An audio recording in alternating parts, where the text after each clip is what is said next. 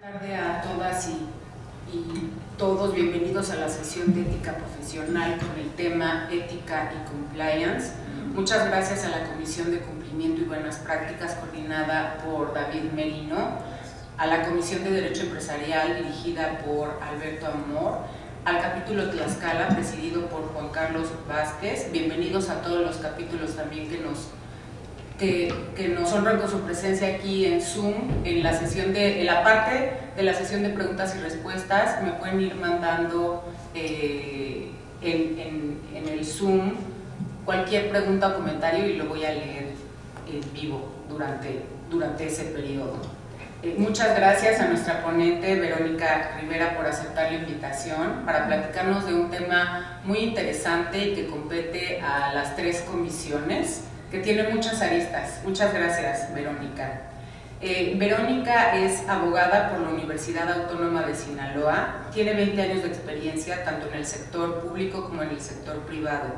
Dentro de su amplia trayectoria profesional se ha especializado en prevención de operaciones con recursos de procedencia ilícita en el sector financiero y entidades vulnerables, anticorrupción, protección de datos personales en posesión de los particulares, derecho fiscal, financiero y corporativo. Cuenta con la certificación en cumplimiento ético y corporativo internacional por el ITESM, certificación internacional como especialista antilavado por el CAM, certificación en ISO antisoborno y en ISO Sistema de Gestión Ambiental. Cuenta con el reconocimiento por USAID del Programa de las Naciones Unidas como replicadora de integridad corporativa. Uno de los objetivos de Verónica en su carrera profesional ha sido la formación y desarrollo de equipos de trabajo de alto desempeño dentro del programa Inbox, donde ha apoyado a jóvenes talentos mexicanos para su formación en liderazgo social. Asimismo, ha participado en diversos cursos, seminarios y conferencias como Global Standards, Criminal Compliance México, Foros Carbonell, entre otros. Como docente, imparte cátedra en el TEC de Monterrey. Actualmente, Verónica se desempeña como gerente nacional de cumplimiento de Grupo Coppel. Es responsable del programa global de cumplimiento, diseño, implementación y consultoría en materia de integridad empresarial, anticorrupción, antisoborno, así como del cumplimiento legal de los centros de operación en México y Argentina. Contribuye a la consecución de las estrategias corporativas mediante la asesoría y supervisión en la instrumentación de planes de cumplimiento ético y legal de la organización a fin de mitigar riesgos operativos, legales y o reputacionales, generando las condiciones adecuadas para la continuidad de la empresa. Es miembro de la NADE, ACAMS y esperemos que próximamente de nuestro querido colegio. Adelante, Verónica. Seguro, muchas gracias. Te firmamos la solicitud ahorita. ¿Verdad? Ya le dije, sí, necesito sí. dos, entonces ya los tengo. Muchas gracias, muy amable Lidia, por la presentación y gracias a ustedes por la invitación. Para mí es un placer estar aquí con ustedes y poder compartir un poco de la experiencia que durante mi trayectoria he adquirido relacionada precisamente con este tema, ¿no? Los programas de cumplimiento en las compañías.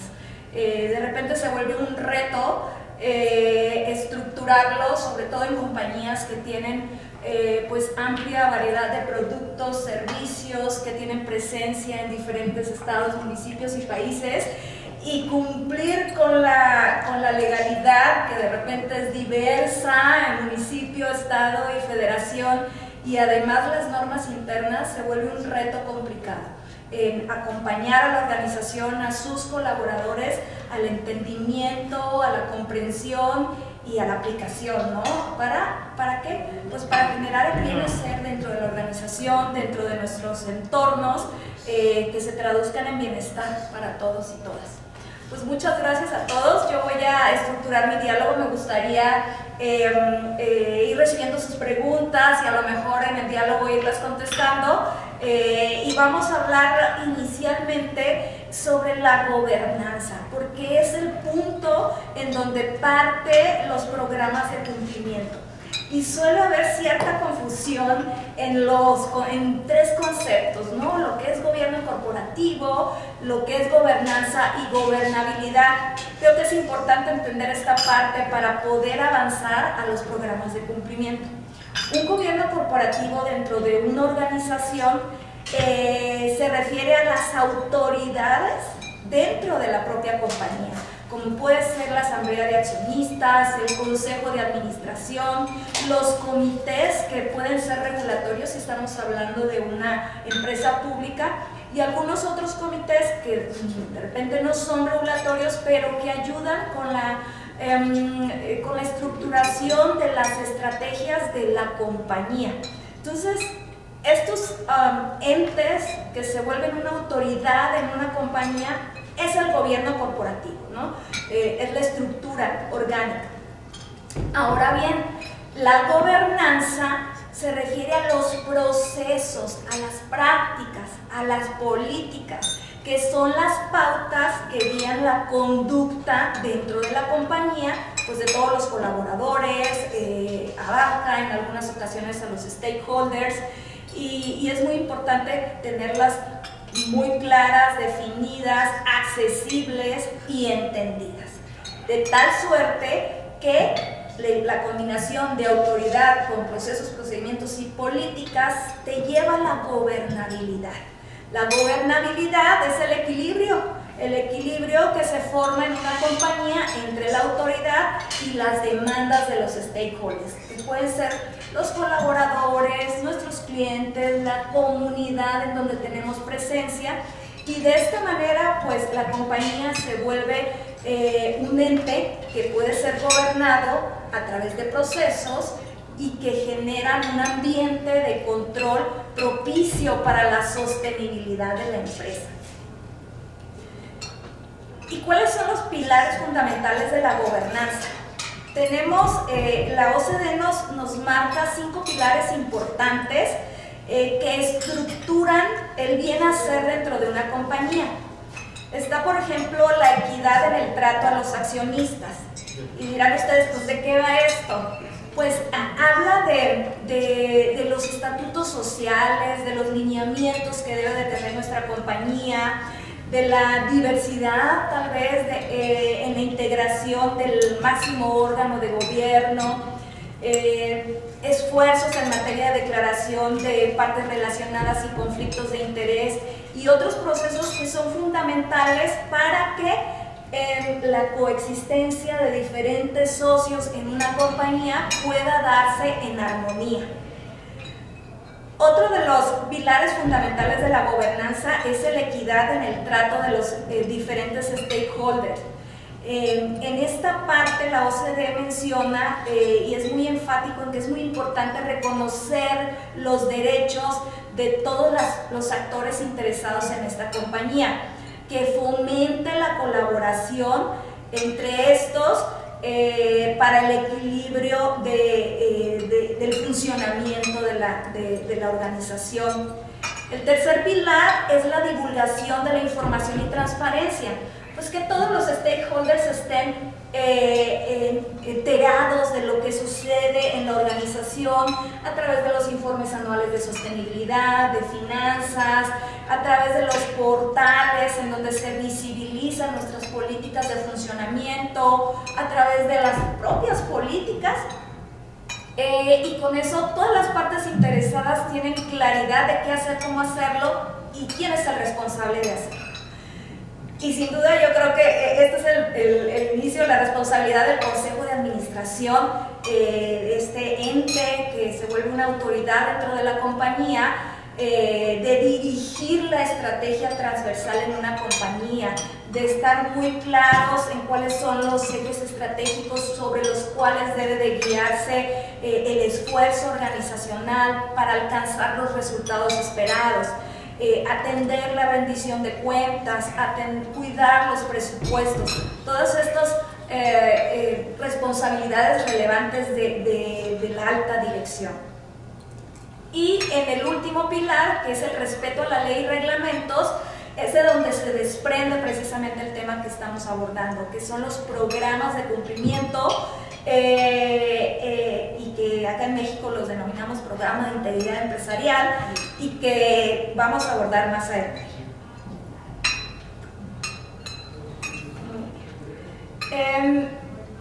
Antes de abordarlos, un programa de cumplimiento es muy importante tener claras y enfocar que para que este que para que un programa de cumplimiento funcione de manera eficaz en una compañía, es muy importante que las 3 líneas de defensa estén claras y delimitadas y que colaboren en su función de prevención.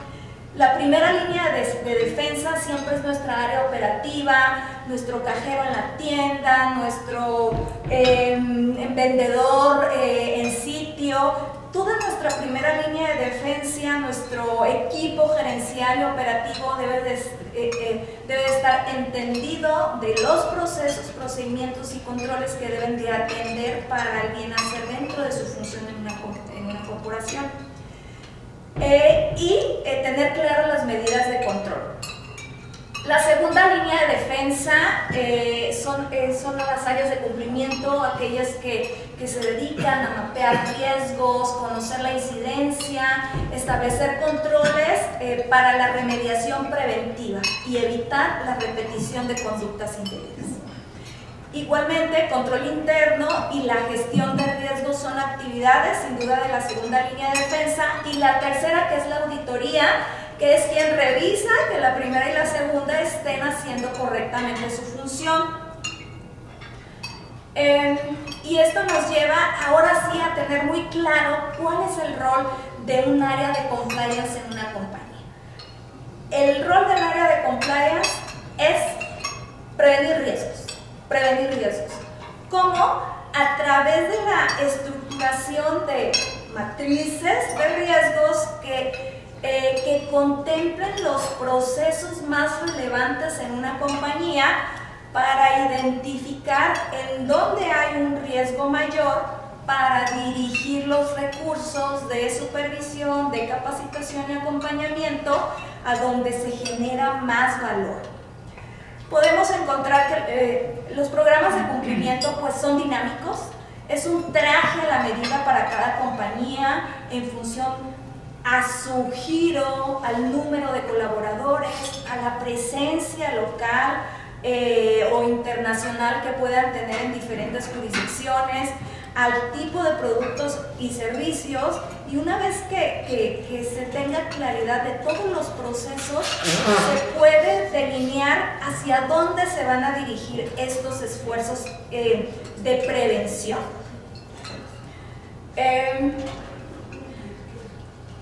De manera ordinaria podemos encontrar que las compañías que tienen cierto nivel de maduración en sus programas de cumplimiento, podemos encontrar que tienen esfuerzos enfocados a la integridad empresarial, que tienen que ver con el código de ética, con esfuerzos relacionados a prevenir y combatir y enfrentar la corrupción dentro de sus procesos, que llevan también, que cuidan mucho la parte del relacionamiento con partes interesadas, es decir, si es que tengo un socio y este socio pretende meter a 1 o 2 proveedores que no necesariamente están dando un precio de mercado, entonces ya hay un conflicto de interés, entonces se vuelve un tema de corrupción interna. Y estos esfuerzos se vuelven relevantes para la sostenibilidad de la empresa, ¿no?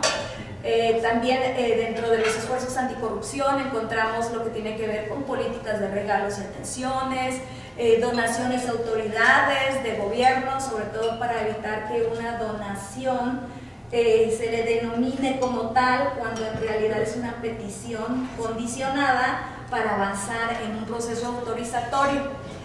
Y digamos que un programa de integridad empresarial aborda estos enfoques que van sustentados en los valores de la compañía, pero también en la legalidad, de acuerdo a las jurisdicciones en donde se tiene presencia.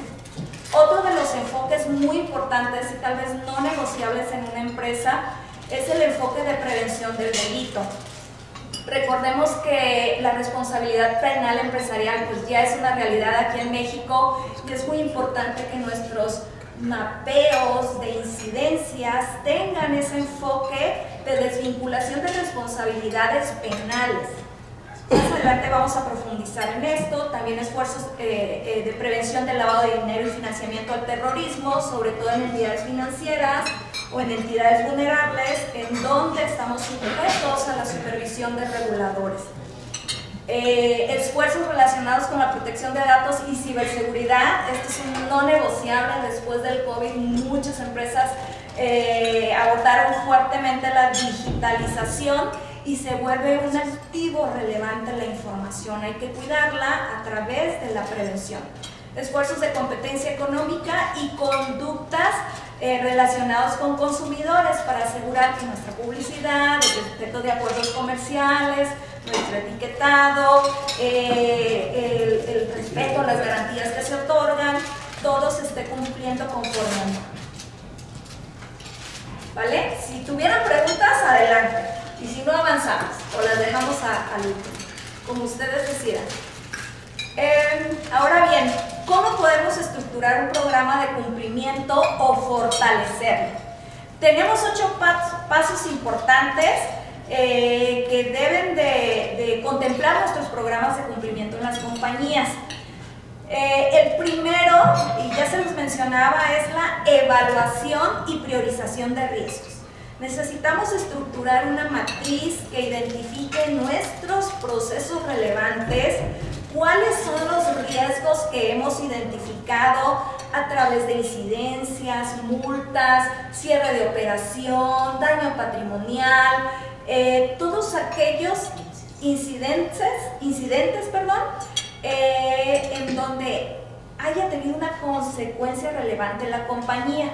Entonces ya tenemos nuestros procesos, lo calibramos con las incidencias y con la posibilidad de que sucedan estas incidencias en el futuro, y le damos una categorización de importancia. Y en función a eso vamos a priorizar si yo canalizo más recursos tal vez a temas de protección de datos personales y temas de seguridad de la información, o a competencia económica. Puede que mi empresa no tenga una actividad que me pueda considerar como preponderante, entonces no tendría mucho sentido que destine recursos para prevenir, ¿no? ¿Puedo preguntar? Sí, por favor. En el norte hubo un caso muy importante sobre una refresquera en la que los cascos de la refresquera se volvían a rellenar y lo estaban distribuyendo con otro producto y hacían responsable a la refresquera. Ajá. Exacto. Ahí la importancia de los programas de cumplimiento. Si la compañía hubiera tenido, tal vez tuvo, ¿no? y fue su medio de defensa, muy bien estructurados sus procesos, sus políticas, sus procesos, y que hubiera acreditado un ambiente de control en esa parte, pues la empresa tendría una carpeta para acreditar el esfuerzo razonable que la compañía hizo por evitar esa incidencia. Entonces, un programa de cumplimiento se vuelve un medio probatorio para atenuar o desvincular de responsabilidades a la compañía. Otro caso, puede ser que yo tengo mi código de ética, tengo mi política anticorrupción, se la doy a conocer a mis colaboradores, lo firman, hay una capacitación del código de ética de mi política de cero tolerancia a la corrupción, pero tengo un gestor que va y ofrece un soborno porque se le olvidó tramitar una licencia en tiempo. Entonces, cuando esto se visibiliza, la compañía tiene esa carpeta para acreditar el esfuerzo razonable que hizo la compañía por evitar actos de soborno, ¿no? Entonces se vuelve una conducta individual, no la voluntad colectiva. Y si eventualmente ese caso llega a judicializarse, pues yo como compañía quedo desvinculada de la responsabilidad penal, ¿no? Entonces es un instrumento que a través del andamiaje que se realiza con el código de ética, la firma de la capacitación, la evidencia de que lo entendiste, con un examen que aprobaste, una política visible que además se socializa al interior de la compañía, pues con eso la compañía te está diciendo, esta es mi instrucción y tienes que acatarla. Y si hay un colaborador por allá en Veracruz, en el último de tus centros, pues ya es una conducta individual, ¿no? Entonces, ahí es la importancia de los programas de cumplimiento para desvincular de responsabilidades penales, pero también para trabajar preventivamente, ¿no? Entonces, y hablábamos de la responsabilidad penal empresarial. Con la expedición del Código Nacional de Procedimientos Penales, ya se incluyeron, ya desde hace algún tiempo, los criterios para la imputación, la vinculación y el ejercicio de la responsabilidad penal de las empresas por la comisión de los delitos que se realizan por cuenta propia, o sea, por cuenta de la propia compañía o por los propios empleados o en beneficio de la empresa. Estos tres supuestos son muy importantes porque abordan las conductas de los empleados también, ¿no? Entonces, es muy importante que toda nuestra primera línea de defensa sepa qué hacer, cómo hacerlo y que además exista constancia, que es nuestro medio probatorio. Actualmente ya existe la responsabilidad penal empresarial en algunos estados en México, no en todos. Está en Yucatán, en Quintana Roo, en Estado de México, Ciudad de México, Jalisco, Tamaulipas y San Luis Potosí. Este ha sido una evolución paulatina. No tengo duda que eventualmente en todos los estados podremos ya tener esta legislación. Es una muy buena ventana de tiempo para que todos los oficiales de cumplimiento hagan este análisis de riesgos penales y enfoquen su programa de cumplimiento a la prevención, porque más adelante vamos a ver de qué manera debemos sustentar nuestro protocolo de atención a denuncias internas para que desde que se identifica un caso se atienda con alta prioridad, ¿no? Ya en México tenemos un caso de discriminación en donde un abogado corporativo presentó en un canal de denuncia un reporte por discriminación, no fue atendido por la compañía, avanzó ante las autoridades administrativas, ante COPRED, CONAPRED. La compañía no atendió las recomendaciones, se avanzó a la instancia penal y eventualmente la institución tuvo que cerrar operaciones en México para evitar la responsabilidad penal empresarial. Entonces, sí es muy importante que todos los oficiales de cumplimiento que están escuchando, seguramente, si no tienen estos esfuerzos, hay que hacerlos, porque nos puede pasar el cisne negro por enfrente y no verlo. ¿Puedo hacer un comentario? Claro. Bueno, voy a hablar fuerte para que nos oigan los que están ahí. Te paso a Estefan. Este de acá, ¿verdad? Gracias. Gracias. Gracias. Buenas tardes a todos y todas. Voy a hablar fuerte. Nada más el comentario para los oficiales de cumplimiento que nos están viendo. Algo que se les va mucho, y aquí si hay algún colega penalista me disculpo, ya se cuando se disculpa, lo que sigue puede no gustar. La mayoría de los abogados que yo conozco penalistas solamente hacen Criminal Compliance Program, y muchas empresas se quedan solo con esa parte del compliance. Y toda la demás, que son todas las demás políticas que deberían tener, inclusión, diversidad, equidad, medios digitales, cultura laboral, inclusive el artículo 25 de la Ley de Responsabilidades contempla en una de las fracciones la política de capital humano, de recursos humanos. Esa está en ley, o sea, ni siquiera es que quieras, está en ley. Esas no las tienen. Y entonces cuando revisas el EBR, los que somos peritos, ayer estuve en una sesión con el doctor Amor, más o menos para el tema parecido. Por ahí me decía que cuántos peritajes yo he presentado. Yo llevo 242 peritajes presentados en mi vida, como perito tercero en Notaría y Compliance. Y yo les decía que como el 10% no llega al 10%, han sido programas que están completos. Casi todos se enfocan en lo penal y también, o sea, se olvidó.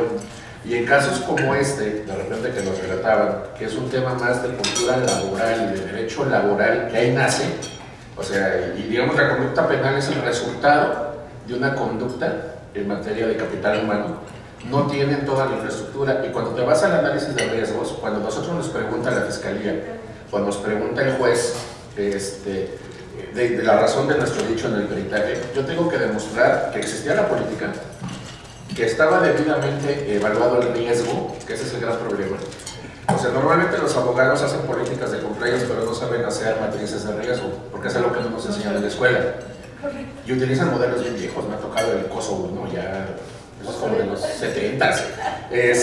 Entonces, yo a lo que voy con el comentario es, hay que enfocarnos en hacer matrices de riesgo reales, que contemplen todos los riesgos, y todos son todos. Inclusive hasta los físicos. Oye, el edificio está feo y, por ejemplo, voy a poner el caso nuestro. Yo soy el oficial de cumplimiento de Concanaco a nivel nacional, Concanaco Servitur. Nuestro edificio está en Valera 144, en el centro. Y aunque está reforzado, bastante reforzado, el edificio ya le hacía falta su remodeladita. Cuando hicimos la actualización del programa el año pasado, el segundo riesgo que más los mismos colegas, los colaboradores decían, era el miedo a que se cayera el edificio de un sismo. O sea, ese tipo de riesgos también se meten en un programa de compliance. En Juárez nos tocó una maquiladora que el riesgo era de las mujeres que salían muy tarde en la noche en el parque industrial, se solucionó. O sea, ¿a qué voy? No es un tema legal, es que eso me gusta. Y yo quiero hacer un reconocimiento. A mí me tocó firmar en noviembre con Coppel precisamente una autorización de un donativo que nos hicieron para el huracán Otis a Concanaco. A mí me tocó ver todo lo que es el esquema, el programa, la autorización, y quiero decirles que el programa de compliance de ellos, como dicen por ahí, un producto que ya no existe, sí funciona y funciona muy bien. O sea, es un programa bien implementado, bien estructurado, bien desarrollado, en el cual no se movió un solo peso hasta que yo no firmé. Y revisamos toda la matriz, o sea, completa, toda la trazabilidad del recurso, y tenemos toda la demostración de dónde se fue cada uno de esos dineros que Coppel dio. Y a nombre del pueblo de Guerrero aprovecho y les agradezco, porque no muchas empresas hicieron lo que ustedes hicieron. Muchas gracias. Pero el comentario era la matriz, es bien importante. Y sobre todo, contemplen el tema laboral, por el amor de Dios. Nadie contempla en el programa de compliance los riesgos laborales, que esos son los que dan origen al daño moral, la responsabilidad patrimonial, la responsabilidad penal de la persona jurídica, y viene de temas casi siempre estrictamente laborales. Entonces, gracias. Perdón la interrupción. No, gracias. Esto que comentas es sumamente importante. Nuestra matriz de riesgos es nuestro árbol, es nuestra vista periférica. Y a través de métodos cuantitativos, más que cualitativos, tenemos que definir cuál es mi riesgo más relevante, que puede ser laboral, penal, temas de discriminación, fraude de derechos humanos, corrupción, un sinfín de conductas que tienen que ver con nuestros valores empresariales o con la legalidad que la compañía está obligada a atender. Entonces, decíamos que partimos de la matriz de riesgo, tenemos nuestras políticas bien definidas, claras, y tenemos un canal de denuncias. El canal de denuncia interna es el medio de comunicación por excelencia de las conductas indebidas que puedan suceder en nuestra organización. Lo debemos de estructurar de tal suerte que vaya ligado con nuestro código de ética, para que si nuestro código de ética dice la política es no dar sobornos, pues nuestro canal de denuncias tenga un apartado en donde se pueden reportar actos de soborno, ¿sí? Entonces, ya que yo recibo un reporte por soborno, pues lo tengo que procesar internamente, ¿no? Lo recibo, lo turno al equipo de investigación, quien deberá de hacer una investigación exhaustiva, tomando en consideración pues documentales internas, tal vez entrevistas, visitas de campo, para recoger evidencia alrededor del denunciado y finalmente tocar base con el denunciado para darle el derecho de réplica, ¿no? Es muy importante que nuestro canal de denuncias tenga este filtro previo para identificar los reportes de alta criticidad.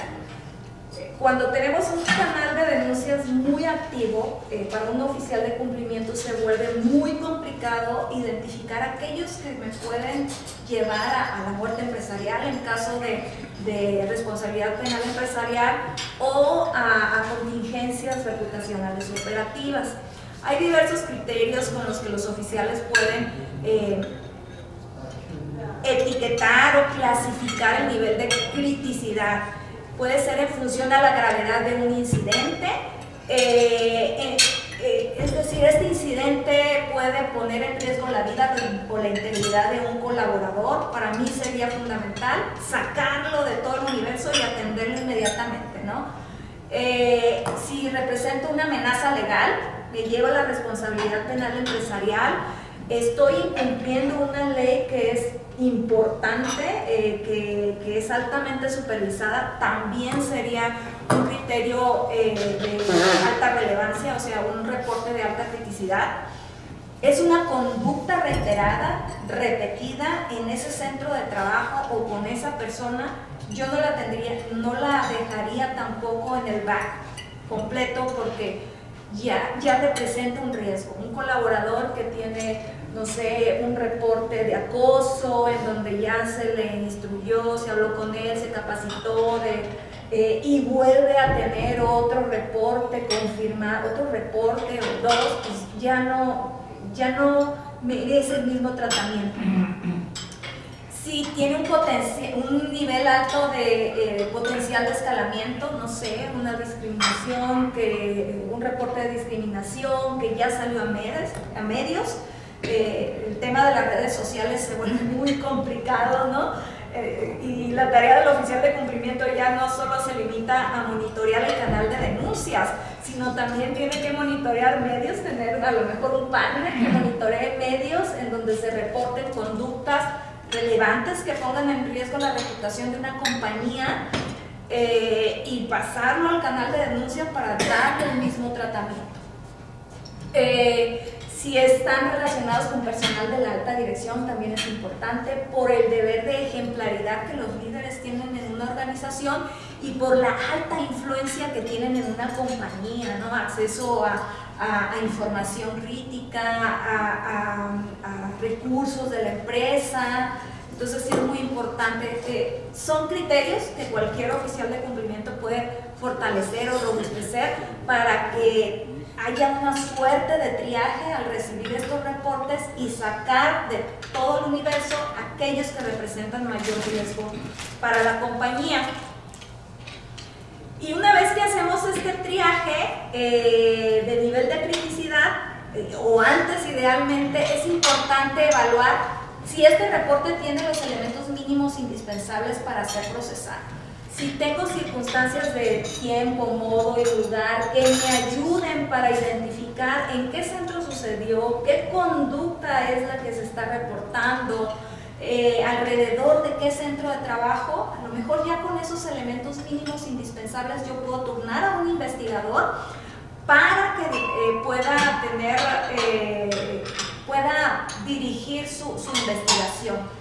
Aquellos que no cumplen con los elementos mínimos indispensables hay que regresar, pedir mayor información y si no cerrarlos, porque sería como tiempo perdido, ¿no?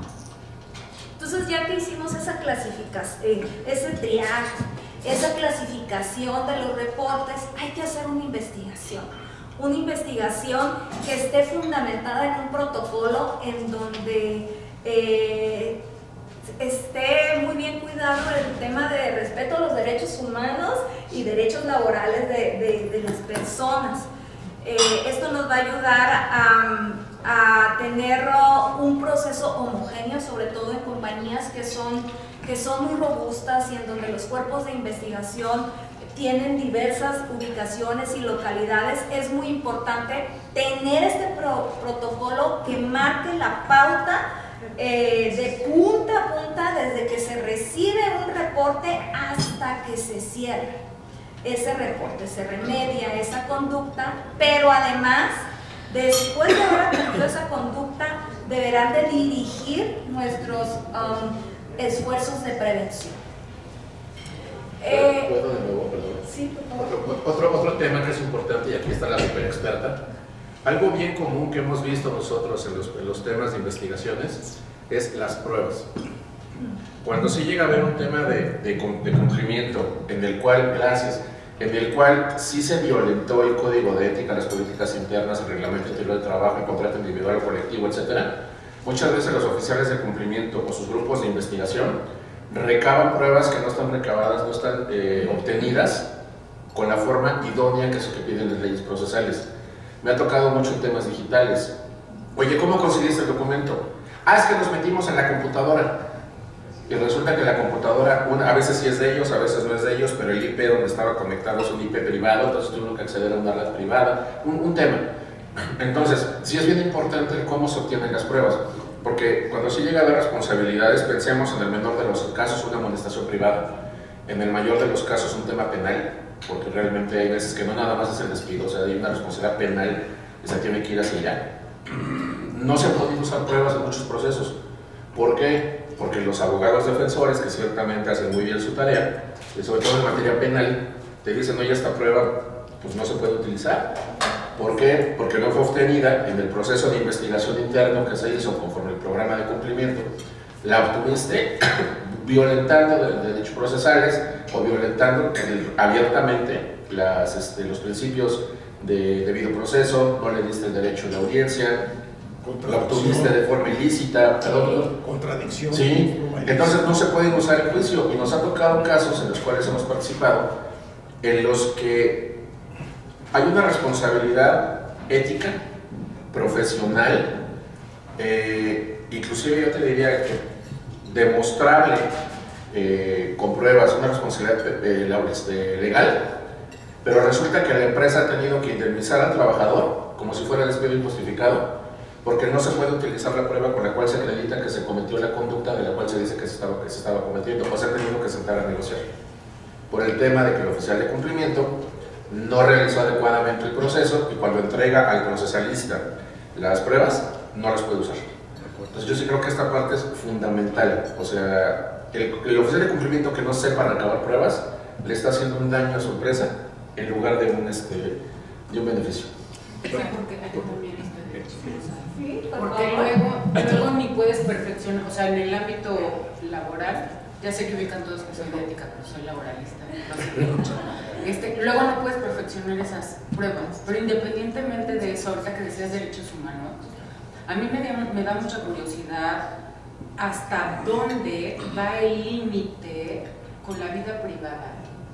Porque, por ejemplo, ahorita que hablabas de redes sociales, ¿no? Que está TikTok, y entonces ahorita yo veo mucho, sobre todo en Estados Unidos, pues subieron este video en su vida personal, en su casa, hablando mal, discriminando, lo que sea, y entonces son despedidos de la empresa, y la empresa sale diciendo, es que no son nuestros valores. Sí, pero lo hizo en su vida privada. ¿Hasta dónde dibujamos esa línea tan delgada de yo como empresa me puedo meter en la vida privada de los empleadores? Ni trae mi camiseta, ni está diciendo que trabaja para mí, y entonces los buscan en redes y dicen, no, trabaja para esta empresa, y va para atrás, por lo menos un despido. Faltaría, como dices bien, lo penal, mucho más grave consecuencias. Pero eso se pone en las políticas. Tienes que meter, no basta el código de ética, tienes que meter. Es que hay un error, perdón. No, muchas por gracias. favor, esto es un diálogo. Mucha gente cree que el código de ética tiene que ser enorme. Yo digo que entre más grande, más inútil. El código de ética es qué quieres hacer, no cómo lo vas a hacer. Exacto. En el cómo se hacen las políticas. Y dentro, te voy a poner un caso real. Yo conozco empresas medianas a grandes que tienen 4 años, al menos 5 ya con lo de la pandemia, que tienen a la gente en home office, con equipos así portátiles, que aquí tenemos información de la empresa en el teléfono, y cuando regresamos al programa, no tienen una política de uso de dispositivos y medios digitales. No hay. Es más, en muchos casos ni siquiera se firmó el resguardo del equipo. Se llegó la pandemia, le dijeron, vete a tu compu y vete a tu casa. Y algunos tienen puestos programas de estos que son para conectarse a distancia, como aquí viven estos. Otros tienen unos que son como espías. O sea, ¿a qué es a lo que voy? Esos deben estar en la política. Pero en materia laboral en particular, yo siempre les digo, tiene que haber en tu contrato individual o colectivo una cláusula que diga que aceptas y conoces que existe una política de integridad corporativa en la empresa y que el no seguirla es causal de, y bueno, ya cada quien pone lo que es. Luego, en el reglamento interior de trabajo también tiene que estar manifestado que existen esas políticas. Tercero, en la misma política debe de contemplarse ese tema, que tú digas, oye, ningún colaborador de la entidad, o sea, podría ser ese el ejemplo, ¿no? Puede subir a redes sociales contenidos que sean contrarios o que sean temas de incitación de violencia, incitación al odio, corridos de peso pluma, todas esas cosas. ¿Por qué? Sí. Entonces, ahí está. Y tú te comprometes a hacer un uso responsable de las redes. Ahora, no es que te estés entrometiendo en la vida privada. Estás cuidando el daño reputacional que puede generar la empresa. Ha habido gente que va manejando un carro, choca y de repente nomás porque trae aquí brandeado el nombre de la empresa, Lady BMA, o sea, pues no.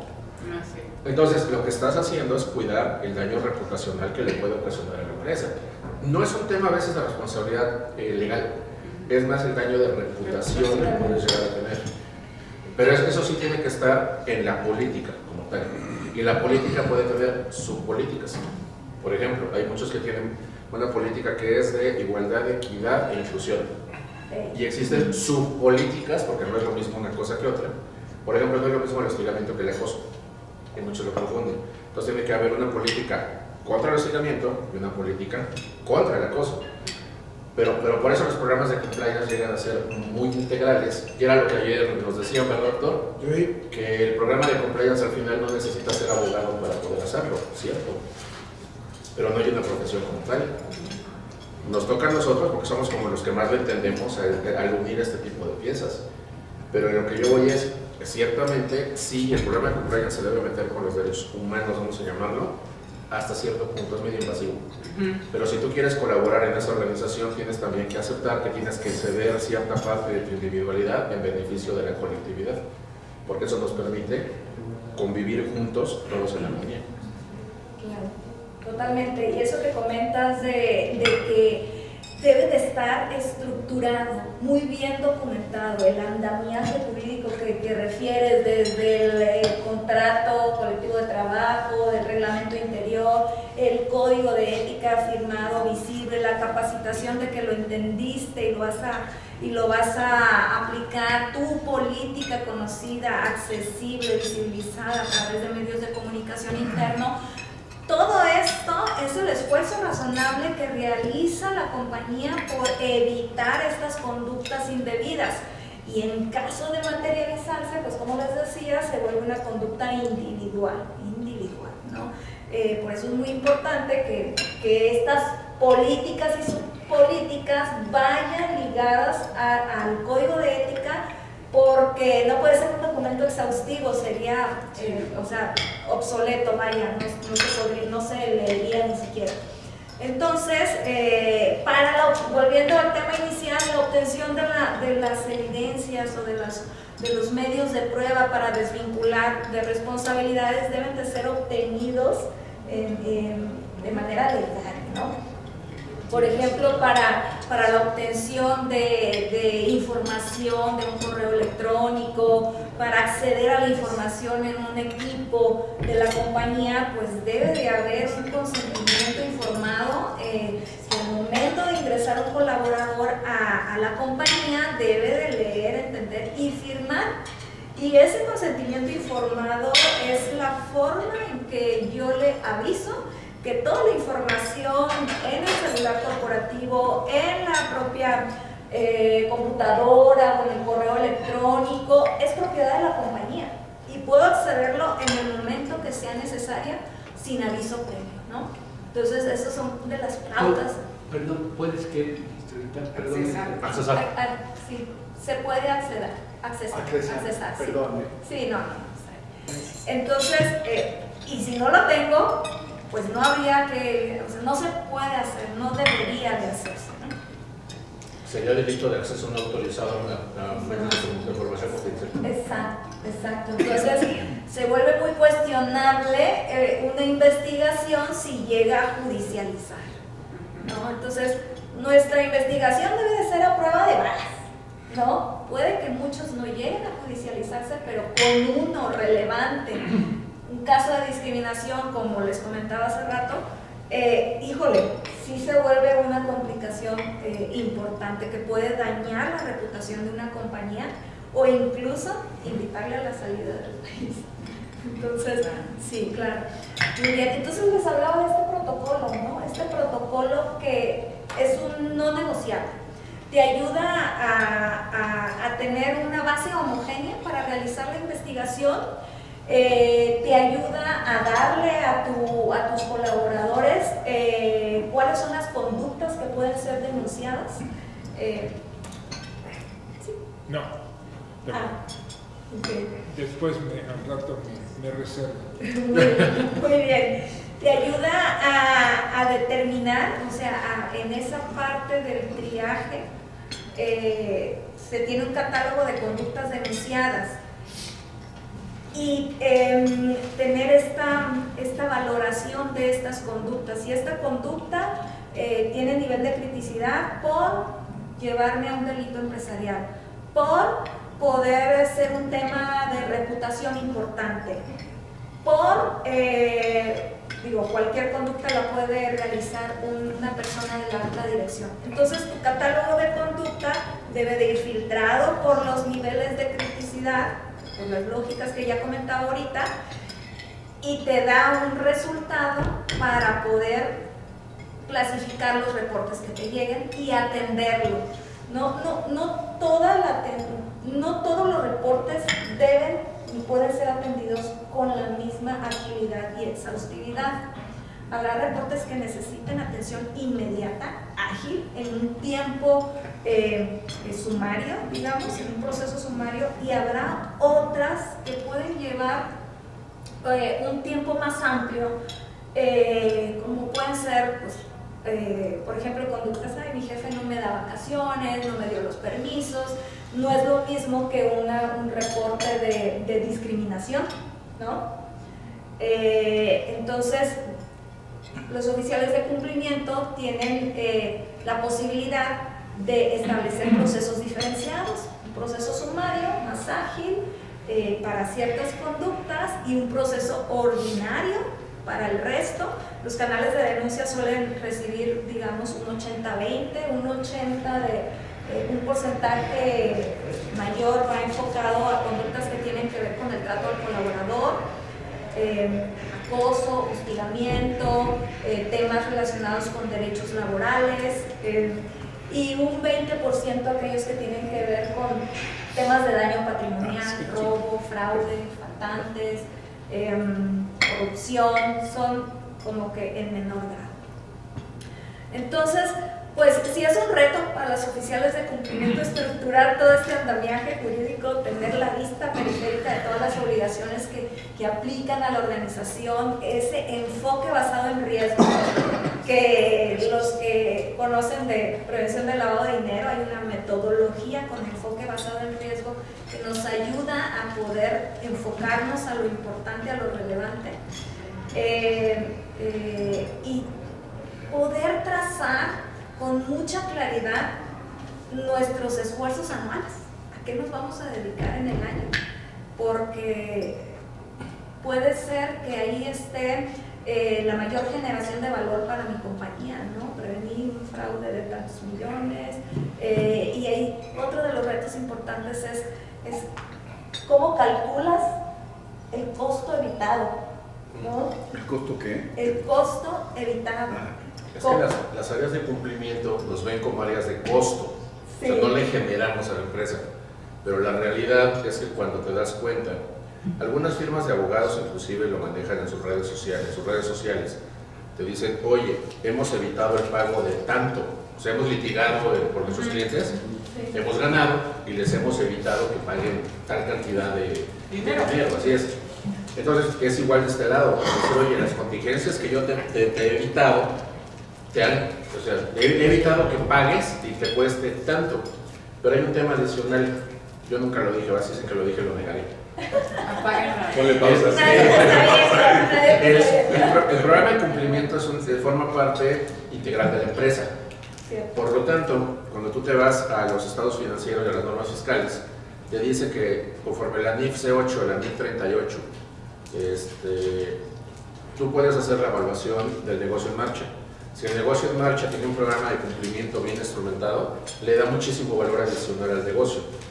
Y entonces, lo que vale tu programa, que lo mandas a evaluar, eso es real, se manda a evaluar, se puede evaluar el programa de cumplimiento como parte del negocio en marcha. Eso es un activo intangible, y el activo intangible es cargo o gasto diferido, y el cargo o gasto diferido es inversión. Y lo puedes deducir al 15% anual como otras inversiones. ¿Quién evalúa En términos de reglamento del Código Fiscal puede ser el SAT, que no te lo recomiendo. Si lo evalúa va a ser muy... ¿Quién sabe por qué? El INAVI, pero no es bien nacional, y te queda un corredor público o un perito evaluador con cédula de perito evaluador. Ellos tienen una metodología que se llama metodología de negocio en marcha y ahí lo incorporan. Y la realidad es que ahí tienes un beneficio fiscal adicional importante de tener un programa de compliance bien hecho. No te bajas de buenastareas.com o del rincón del banco. O sea, uno que sí está bien hecho. Eso no lo conocía. Ahora se lo pides a ChatGPT. Ándale. Y le pongo un 7, ya hicimos la prueba. Sí, le pongo un 7.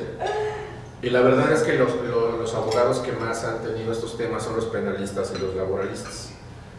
Yo platicaba con mi maestro de cáncer, Arturo Martínez y González, un laboralista muy conocido. Él es mi padrino de cáncer.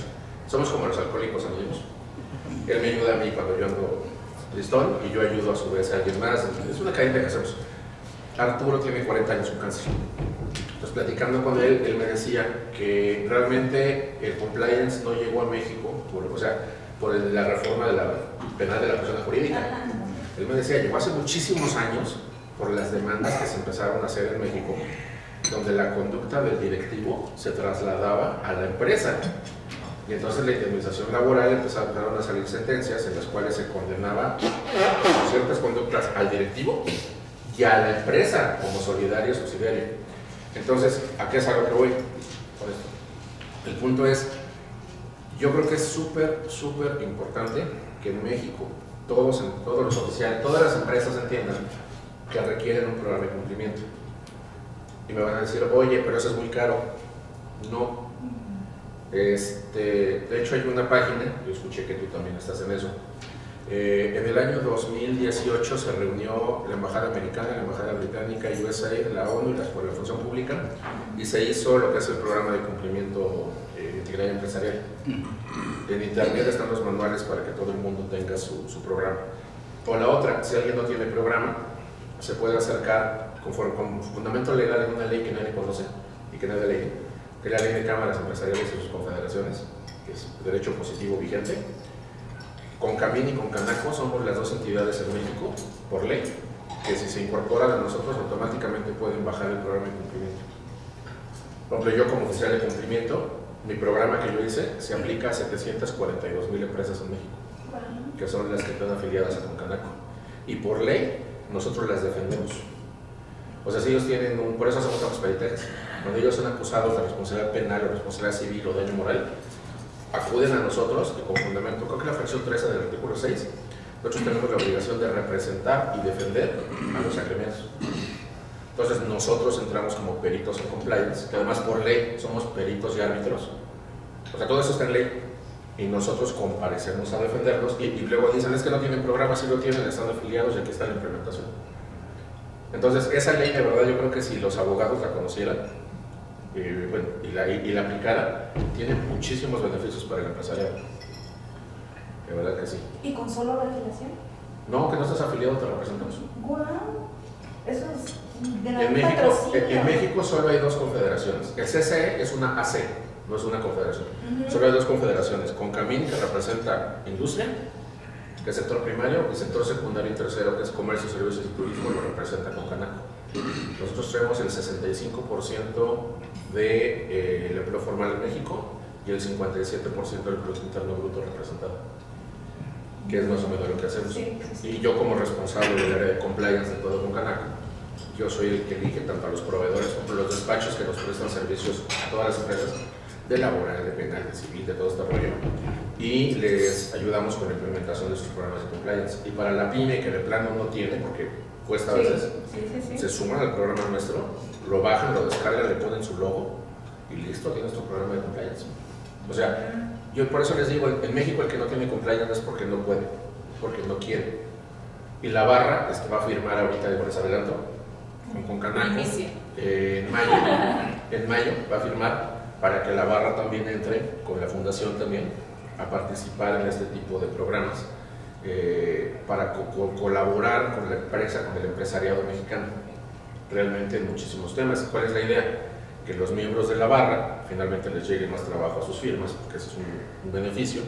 La barra como tal cumple con la función social que tiene, igual la fundación si es que hay temas pro bono, y nosotros como Concanaco pues obtenemos el mejor asesoramiento posible, que son los miembros de la barra, los que más queremos, ¿no? Las más profesionales, ni la NADE. Híjole. No, es que la NADE lo tiene con Coparmex. Okay. Por eso nos hacemos mucho el abogado, y le digo a enojar también eso luego. Entonces sí, la verdad es que es un convenio muy interesante, Sí.